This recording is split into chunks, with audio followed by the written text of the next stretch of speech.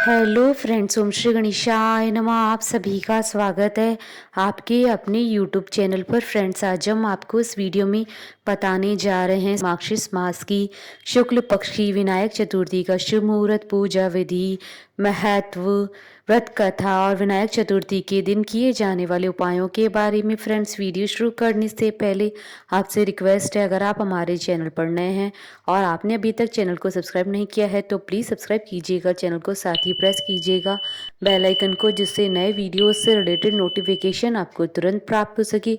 और वीडियो पसंद आने पर वीडियो को लाइक और शेयर जरूर कीजिएगा ताकि सभी भक्तों को इस वीडियो का लाभ प्राप्त हो सके। और कमेंट बॉक्स में ओम श्री गणेशाय नमः जरूर लिखिएगा। हिंदू पंचांग के अनुसार हर महीने में 2 चतुर्थी तिथि आती है जिन्हें भगवान श्री गणेश जी की तिथि माना जाता है। प्रत्येक माह में शुक्ल पक्ष की चतुर्थी तिथि को विनायक चतुर्थी कहा जाता है।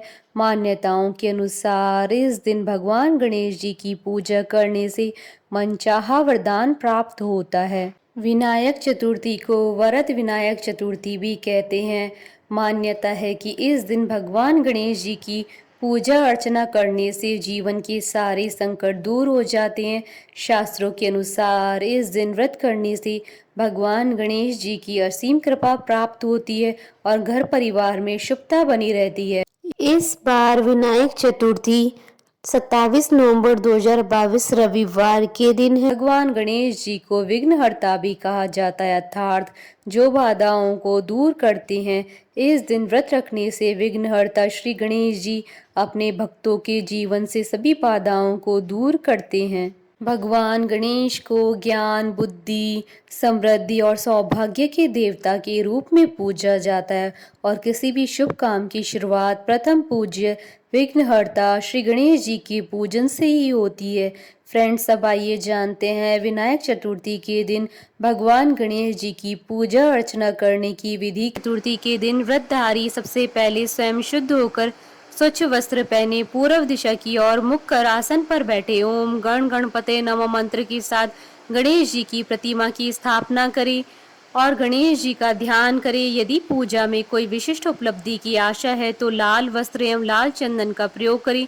पूजा सिर्फ मन की शांति और संतान की प्रगति के लिए हो तो सफेद या पीले वस्त्र धारण करें और सफेद चंदन का प्रयोग करें। फिर गणेश जी के 12 नामों का पाठ करें। गणेश जी की आराधना के लिए 16 उपचार माने गए हैं। आवाहन, आसन, पाद्य अर्थात भगवान का स्नान किया हुआ जल, अर्घ्य, आचमनीय, स्नान, वस्त्र, यज्ञोपवीत, गंध, पुष्प, दूर्वा, धूप, दीप, नैवेद्य, तांबूल अर्थात पान, प्रदक्षिणा, पुष्पांजलि।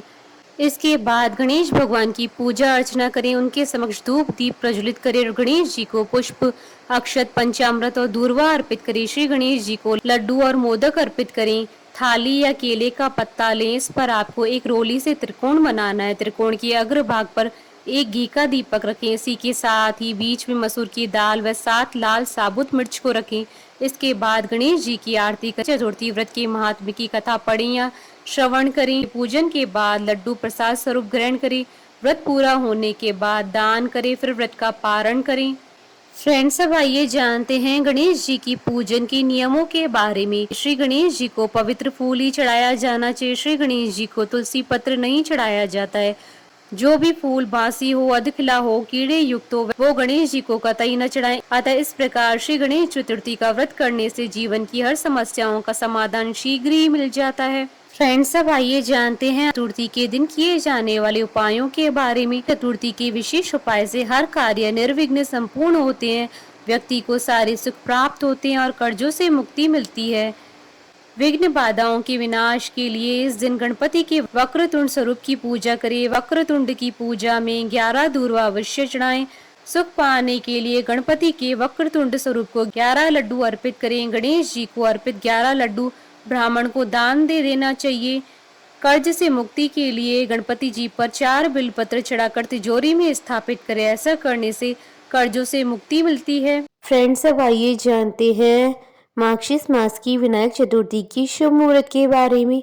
हिंदू पंचांग के अनुसार इस बार मार्गशीर्ष मास की विनायक चतुर्थी 27 नवंबर 2022 रविवार के दिन है।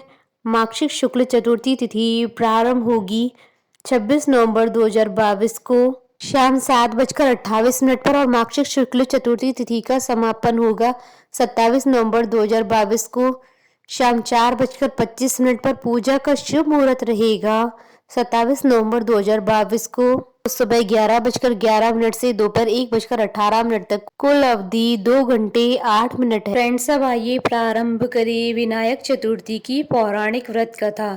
एक समय की बात है, विष्णु भगवान का विवाह लक्ष्मी जी के साथ निश्चित हो गया। विवाह की तैयारी होने लगी। सभी देवताओं को निमंत्रण भेजे गए, परंतु गणेश जी को निमंत्रण नहीं दिया। कारण जो भी रहा हो, अब भगवान विष्णु की बारात जाने का समय आ गया। सभी देवता अपनी पत्नियों के साथ विवाह समारोह में आए। उन सब ने देखा कि गणेश जी कहीं दिखाई नहीं दे रहे हैं। तब वे आपस में चर्चा करने लगेगी, क्या गणेश जी को नहीं न्योता है या स्वयं गणेश जी नहीं आए हैं। सभी को इस बात पर आश्चर्य होने लगा। तभी सभी ने विचार किया कि विष्णु भगवान से ही इसका कारण पूछा जाए। विष्णु भगवान से पूछने पर उन्होंने कहा कि हमने गणेश जी के पिता भोलेनाथ महादेव को न्योता भेजा है। यदि गणेश जी अपने पिता के साथ आना चाहते हैं तो आ जाते, अलग से न्योता देने की कोई आवश्यकता नहीं थी।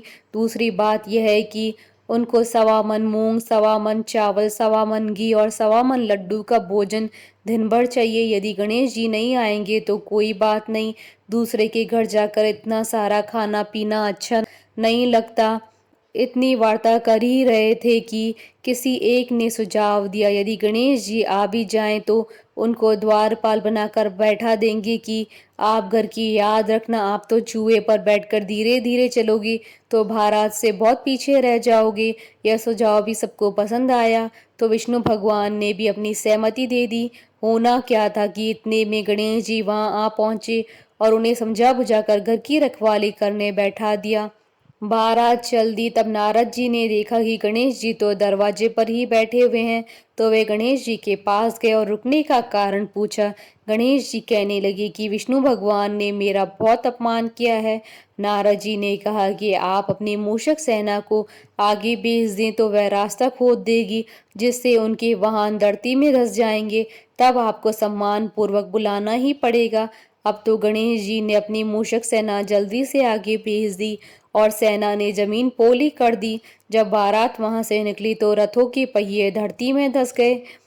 लाख कोशिश करे परंतु पहिए नहीं निकले। सभी ने अपने अपने उपाय किए परंतु पहिए तो नहीं निकले, बल्कि जगह जगह से टूट गए। किसी की समझ में नहीं आ रहा था अब क्या किया जाए। तब नारद जी ने कहा कि आप लोगों ने गणेश जी का अपमान करके अच्छा नहीं किया है। यदि उन्हें मना कर लाया जाए तो आपका कार्य सिद्ध हो सकता है और ये संकट टल सकता है। शंकर भगवान ने अपने दूत नंदी को भेजा और वे गणेश जी को लेकर आए। गणेश जी का आदर सम्मान के साथ पूजन किया। तब कहीं रथ के पहिए निकले। अब रथ के पहिए निकल तो गए परंतु टूट फूट गए थे, तो उन्हें सुधारे कौन। पास के खेत में एक हाथी काम कर रहा था, उसे बुलाया गया। हाथी अपना कार्य करने से पहले श्री गणेशाय नमः कहकर गणेश जी की वंदना मन ही मन करने लगा। देखते ही देखते खाती ने सभी पहियों को ठीक कर दिया। तब खाती कहने लगा कि हे देवताओं, आपने सर्वप्रथम गणेश जी को नहीं मनाया होगा और न ही उनका पूजन किया होगा, इसलिए तो आपके साथ ये संकट आया है। हम तो मूर्ख अज्ञानी हैं, फिर भी पहले गणेश जी को पूजते हैं, उनका ध्यान करते हैं। आप लोग तो देवता गण हैं, फिर भी आप गणेश जी को कैसे भूल गए। अब आप लोग भगवान श्री गणेश जी की जय बोलकर जाएं तो आपके सब काम बन जाएंगे और कोई भी संकट नहीं आएगा। ऐसा कहते हुए बारात वहां से चल दी और विष्णु भगवान का लक्ष्मी जी के साथ विवाह संपन्न करा कि सभी सकुशल घर लौट आए। हे गणेश जी महाराज, अपने विष्णु जी के जैसे कार्य संवारे, ऐसे कार्य सबके सिद्ध करना। कथा अधूरी हो तो पूरी करना और पूरी हो तो मान रखना। बोलिए भगवान गणेश की जय। हमारे साथ इस वीडियो में अंत तक बने रहने के लिए आपका धन्यवाद। ओम श्री गणेशाय नमः।